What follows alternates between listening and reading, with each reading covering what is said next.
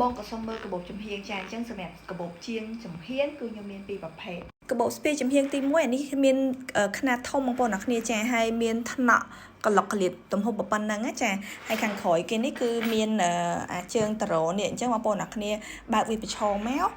ឈុននឹងហើយមាន connection មួយសម្រាប់ឲ្យបងប្អូននេះ connect ជាមួយនឹងខ្សែក្រវ៉ាត់ហើយជើងនេះមកជាមួយនឹងខ្សែស្ពាយមួយតែជើងខ្លះគឺអត់មានទេខ្សែស្ពាយនេះបញ្ជាក់ប្រាប់បងប្អូនអ្នកគ្នាណាជើងណាមានជើងណាអត់